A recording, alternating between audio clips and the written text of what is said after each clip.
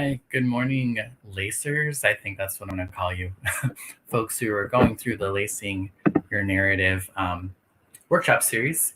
If you are not aware of it, I will put a link in this message so you can learn a little bit more about this workshop series. It started yesterday, Saturday the 13th, and we'll go through May the 1st. So it's an 8-week series that we're working on lacing our narrative with the spiritual thread. Every morning at 9 a.m., I'll be checking in with you.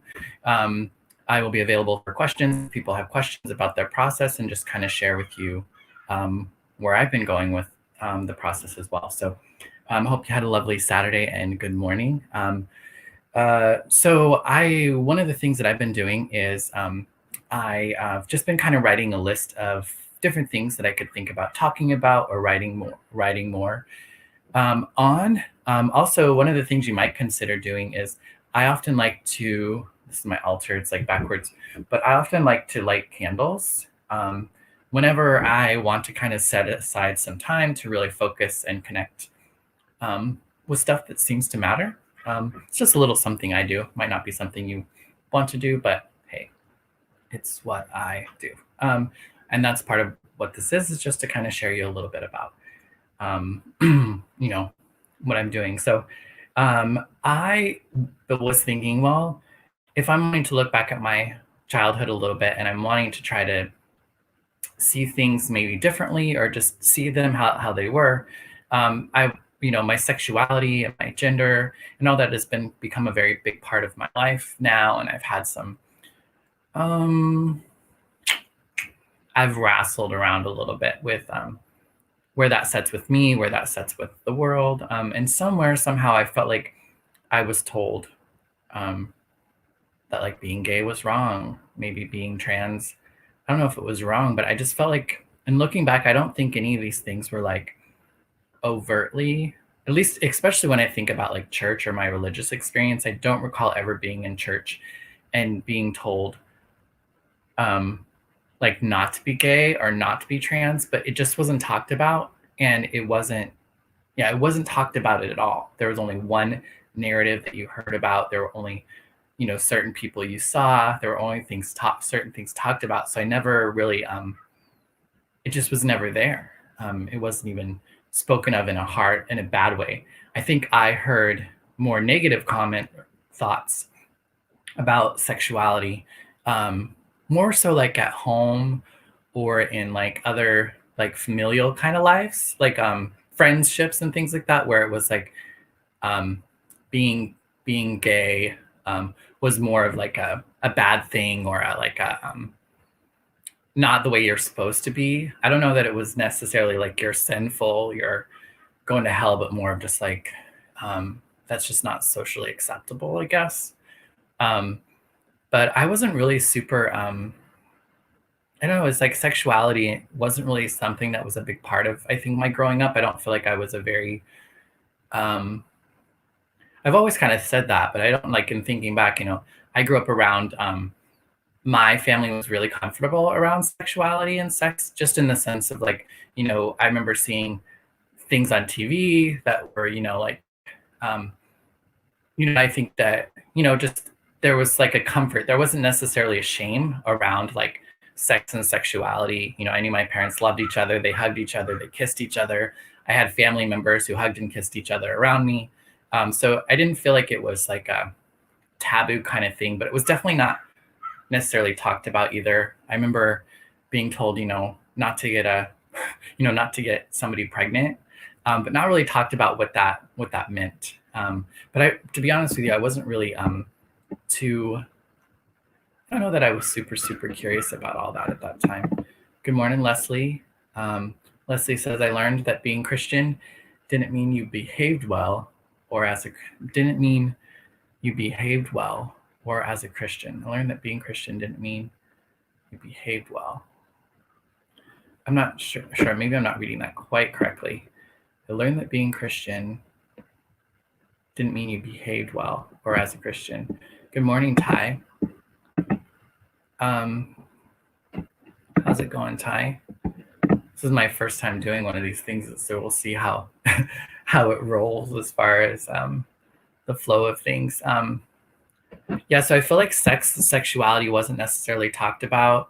I saw around me, it was obviously always like man and woman, mostly married folks.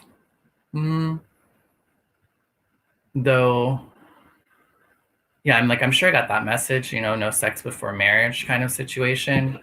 But like I said, I grew up going to church, but my family and most of the other people in my life weren't really church going folks. So I feel like that had a lot of an impression on my sex and sexuality as I got older. Um, as I've said before, I don't really remember a lot of my childhood, so most of my memory, starts around like age 12 or so. And by then, I feel like sex and sexuality was probably becoming a little bit more formed, just in the sense of like puberty and growing up and that sort of thing. But as I said, I really wasn't. I don't know. I just wasn't.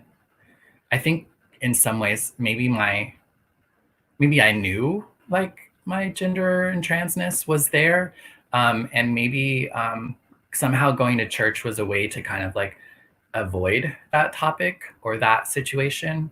I haven't really thought too much on that. I mean, it's interesting because if I think about it, I feel like there was more, especially as I got involved in youth group and maybe as I became like a teenager. Um, it definitely seemed like I was trying to figure out how to say this, but I felt like there was more people that were sexually active who were part of my youth group than like maybe the people I hung outside of church with. But I think there was definitely still kind of a stigma of like they were kind of like the quote unquote bad kids, if you will. I don't even like that.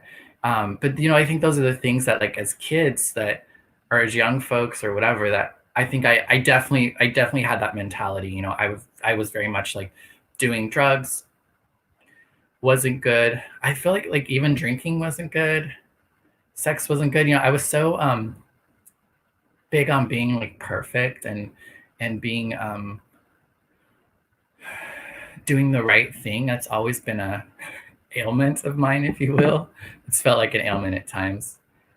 Jeff says, I just remember you were to show your deference at Christmas and Easter. It wasn't the rest of the year at all. Got you.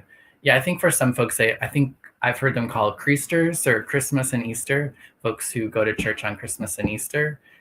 Um, yeah. So yeah, just something that you did, I guess. I don't know if that was just for show for you, Jeff, or like I don't know what your experience was with it while you're there, but it does sound like it just didn't go beyond that. Where was I going to go with that? Yeah, so if I'm thinking about like, and I was just thinking about like youth group, I just have some like notes and I think this will be a process for a lot of us is just trying to figure out where you want to go with things. But I remember I'm just kind of thinking about youth group. Youth group was a really kind of fun time for me.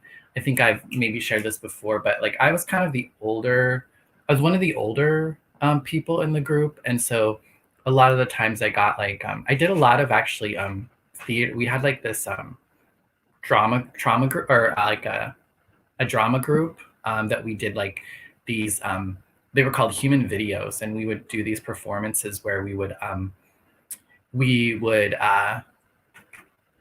like act out performance pieces, like so there would be like a Christian song or there would be a story being told through song, and then we would act it out kind of more like pantomime, I guess. Like we weren't like lip syncing and we weren't like dancing, but we were kind of providing movement to the song. So a lot of the times, like there'd be times when I played Jesus and I was like got crucified once. I was like carrying a cross, a fake cross, like down the stage, and like I enjoyed doing a lot of this theater stuff, which I think really plays a lot into kind of like where I am with my drag now. Like a lot of the drag that I do, I always have kind of a message. When I was a kid, I was like I wanted to save people for Jesus because I felt like that's what I was meant to do, to save people for Jesus in this sort of way. And in some ways, I still kind of I might not use those same words, but a lot of my work that I do around my drag is to, I want to try to have an impact. I want to inspire people to maybe see something differently or to connect with a part of them or something that they've experienced. And so I feel like in some ways it's kind of a full circle thing where I feel like a lot of my drag performance is very much similar to like the human videos that I did when I was a kid in order to try to help people, to just try to help people, be saved, if you will, but to have a life that's more fuller and I don't know, just to connect, I guess a connection. I'm still trying to figure out the language for things because, um, yeah, I'm still forming that. And I think that's what a lot of this process is. It's all up in here. Like I can see how those things are very connected and they're like the exact same thing. It's just at a different time of my life. But I feel like they have the same intention. They came from the same place and a similar effect that I want to have on the world and others, and also what the process does for me as well. Tina says, being a Christian is not about legalism. It is about relationship. Um, when you say legalism, what do you mean by that? I don't. I feel like I've heard you say that a few times, and legalism is kind of like, I guess, going by the rules. I don't know, but maybe you can expound on that a little bit. I know that my aunt Tina on here, her and I have a podcast called Splintered Grace. We go live every Monday at 10:30 a.m. Pacific Standard Time. And tomorrow we're talking about sexuality and spirituality tomorrow. I think we're still negotiating that, but feel free to tune in if you want to hear us talk a little bit about that as well. So, but yeah, so I guess I didn't want this to go too long, maybe like 10 or 15 minutes.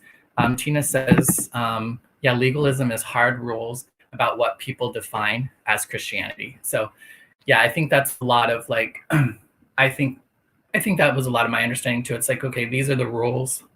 These are the things that you have to do in order to be a Christian. Or if you say a Christian, and these are the things that you do, and you do them in line all the time. You don't step out of those lines. I think that's when like a lot of people use the term like hypocrites or whatever, when in reality we're all human and we're all going to fall short.